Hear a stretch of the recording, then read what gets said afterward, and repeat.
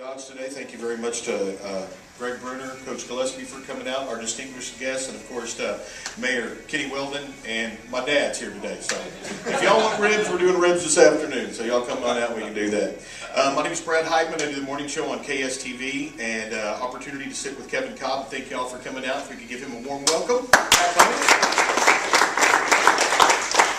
So Buffalo, huh? Buffalo. All right. Worked out a pretty sweet deal in March. With them. Did you have any trepidation when they were looking at you? Was that an agent thing that put you in Buffalo, or was it more about maybe you not liking the fit there in Arizona and wanting to change? How did that transpire? Well, obviously Arizona released me, right, and brought in a new coaching regime, and so like I was explaining before to some of the guests, that it was the first time in my career I've actually gotten to choose where I wanted to go, which was a unique experience, just like going back to leaving high school and going to college again, right. You know, and so I really wanted to be in a place where I was committed to the offense, committed to what we were trying to do, and believing in it, because some of the situations I've been thrown into before, I wasn't on the same page offensively and offensive minded as they were. So if you can't believe in what you're doing, then you're in the wrong place. And money took a side seat to what I was trying to do offensively, and like I said, believing in what I was doing.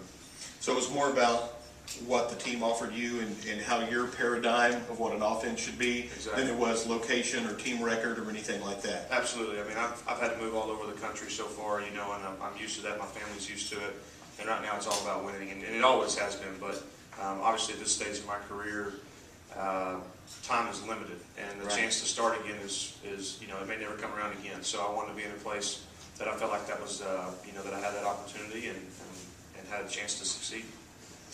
When it talks about you being a placeholder, is that a placeholder on the roster, or because I've seen things saying, okay, Cobb's going to be the starting quarterback. The quarterback is, I guess the previous starting quarterback in Buffalo was injured. You're coming in, and does that mean that you're going to take a starting position, or are you on the roster, and if things go right, then you're the starter? Could you explain that? Yeah, sure. Well, Ryan Fitzpatrick was the quarterback last year. He was in a very similar situation that I was. We both had 6-year contracts, long-term contracts. New regime comes in, changes things up. He went to Tennessee. The door was open for myself. They had Tavares Jackson there, who's a good quarterback. They just released him right at the end of the mini camp there, and then they drafted a kid, Manuel, in the first round. So obviously, you know, they're committed to him long term, and the thing for me is I don't get involved with that. I don't care about that, because I just came from a place in Arizona where they drafted Matt Leinart 5th or 6th or wherever he was, 11th overall, and then Kurt Warner came in and took him to the Super Bowl and was a Pro Bowler for 3 years. So if you go out there and you play and you take care of your business, it doesn't really matter about the politics that are involved. And right now it's an open competition. It's been like that with the Eagles. It's been like that with Arizona, and it's a situation I'm used to, you know, and I'm not afraid to go out there and compete, and that's what the NFL is all about. Does that take you back to almost the high school side of it, that people are competing for a position and the best guy who goes out there? Has that affected your mindset as a quarterback with everything that you've gone through? With what happened in Philadelphia, you get a concussion, Vic comes in, he gets hurt, you come back in, then you go to Arizona. Do you feel like that you're a more mature quarterback, and this is a place where you're mentally and spiritually ready for this? Absolutely. Yeah, I feel a peace and an ease about being where I'm at in my career, and I feel like I've seen it all. You know, okay. I mean, success, the doldrums, injuries, sitting on the bench, coming back in as a backup, a lot of different situations that I've had to deal with, you know, and so that's nice to be able to lean on all those situations as you move forward, because whatever you see, it's not a surprise, it's nothing new. And really, this is a very young team that I'm with, so I'm one of the veterans, and guys are leaning on me, and that's kind of a role that I like. I mean, I enjoy being in that seat, and I feel like I have a lot to offer those young guys, and I'll do whatever I can for EJ as well. It makes it so that you're in control of your own destiny. Right. And you have an opportunity to lead by example with those younger players. What does Mama say about the move. What was her input? You being, you know, a husband and a daddy of two beautiful girls, how did that come into play? I mean, is that something, because I know in my house, all final decisions are made by the CEO and it's not me.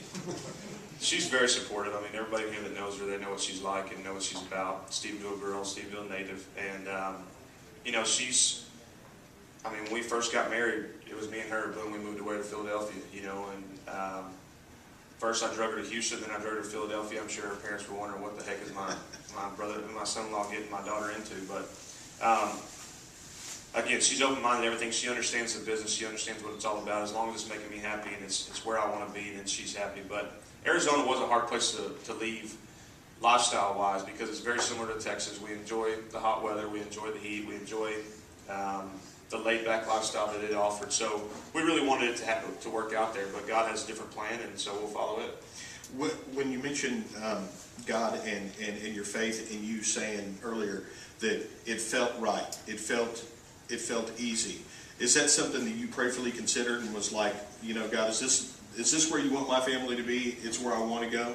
Absolutely, and I've always had faith in that. I've never questioned the injuries. I've never questioned being unsuccessful in certain situations, and then being successful in certain situations. You know, there were times in Philadelphia I said, "Hey, is this where I want to be?" And then I played well, and then had a contract extension, and I'm wondering, man, does this suit my personality? Well, God had a plan, and He got me traded, and I went to Arizona, learned a lot, you know, and hopefully it's all leading to a lot of success in my new place, in my new home.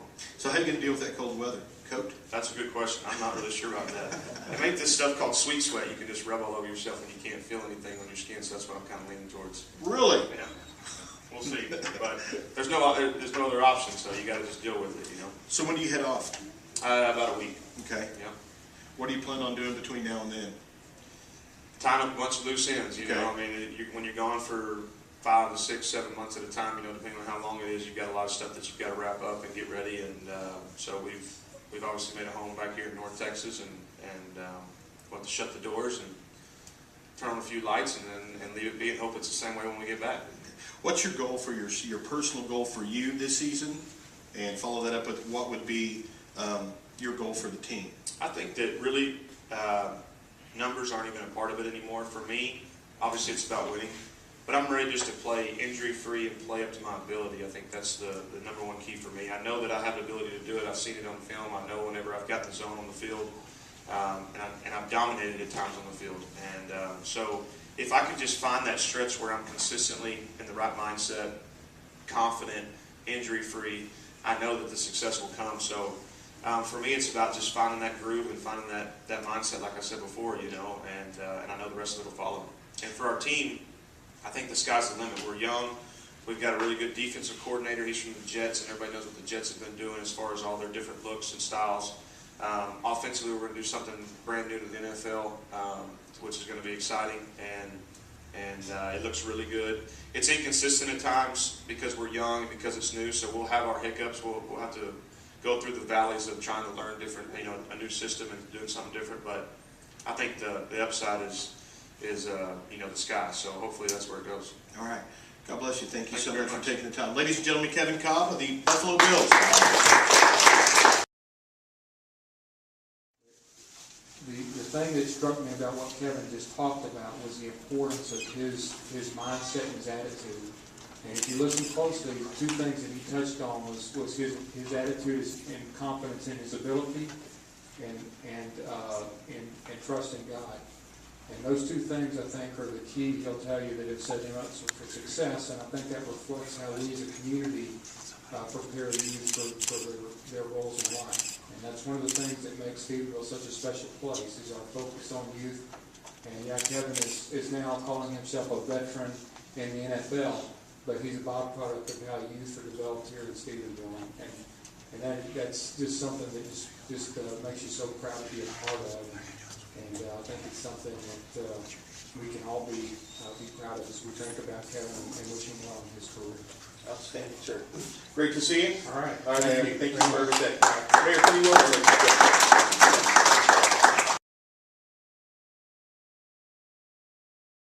Some quality time with the family? No doubt. All right, outstanding. 7-on-7 wrapped up. A little quicker than maybe you'd hoped, or how'd that work out?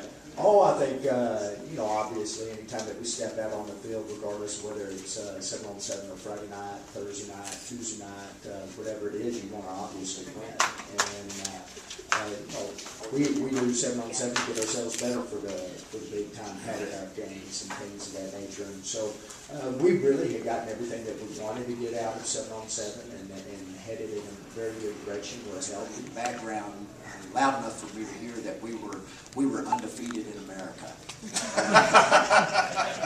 And kept wanting me to throw that out. Good. Well, God bless you and your family.